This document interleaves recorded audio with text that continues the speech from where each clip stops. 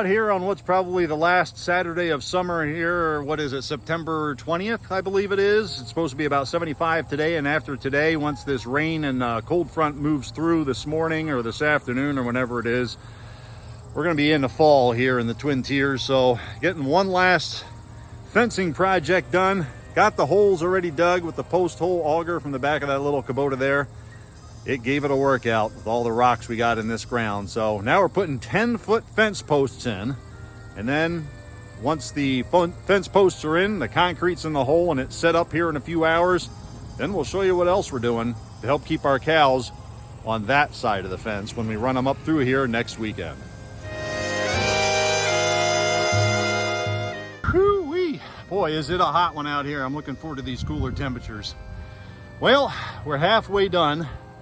And of course, it's taken me a lot longer than I expected, but as you can see what we're doing here, I've got this line that goes from a post up on the other side of this one here that's already been in the ground for a couple of years, and then one all the way down at the far end as well to make sure that we're keeping these in line. And then I'm also using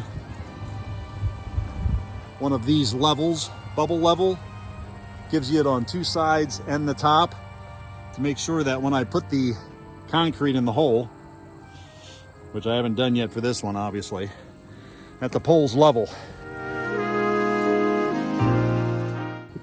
Well, we got the fence posts concreted in. I'm just wrapping up my level cord here. Sledge brought the family over to check out and see how I'm doing and what I'm doing. And plus they're probably coming in, cool off a little bit. It's a little warm today. We still have the fans going in the barn for them. So Sledge, the mamas and babies are all headed up to the barn, cool off for a little bit while we let the concrete set up. Well, we ran out of time. It's just about ready to rain. We did get all the posts drilled, cemented, and backfilled. It doesn't look too bad looking that way, but there comes the rain. So it looks like the last official day of summer is over. I'm tuckered out. The cows are eating supper. So I guess that means it's time for me to go back and do up some burgers and pierogies and myself and try and recover from today's work. And then we'll get back at it tomorrow in much cooler temperatures and hopefully get that fencing finished up there behind the barn. Well, due to time constraints and my lack of energy due to getting older, the plan was to put guardrail all the way up across here, but we got to run some cows. This is the crazy crew down here, these six. They're a little more rambunctious, shall we say, than the rest of the cows, so we're putting up this 6-foot high welded wire utility fence between the posts, and then we're going to leave these 4 strands of hot wire on the side the cows will be on. And this should keep them in that direction to the barn where we need to get them for next weekend. 2 weekends actually. But next weekend we're going to open up so they can come up here just to kind of mill around and get familiar with this area. Whew. I'm out of breath already and energy.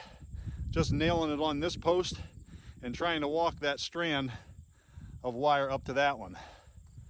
So let's get nailing. So it's actually going up a lot straighter than I had thought it would. And I should put a disclaimer on my video saying that I am not a fencing professional. I'm not really a professional at anything. I just strive for perfection at what I do, if that makes any sense. I'm not a professional cowboy, not a professional fencer, not really a professional anything, but because I enjoy doing a lot of things, and for the most part I end up having to do them by myself, I've learned quite a bit over the years. We've only been doing this about 22 years with the fencing, but you can see the staples that I'm using here. They're about 1-inch fencing staples. They have little barbs on them, so that helps hold them into the fence. And one thing I learned many years ago, save your fingers by using one of these doodads. You can probably get it, well, you know, that store that they call themselves Tractor something, but they really don't sell any tractor parts. Your local feed mills probably have it right here in Columbia Crossroads, PA. Judson's Feed Mill is where I got this, what I call finger and knuckle saver. Stick the staple in there, put it where you want it, and whack away on this, not your knuckles.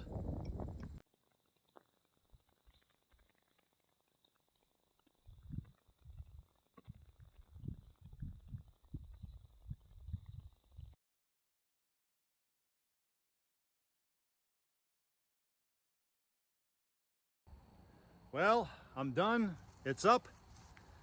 Believe it or not, it's straight and tight. And I guess we'll find out next week when we let the cows over here, the crazy cows as we call them.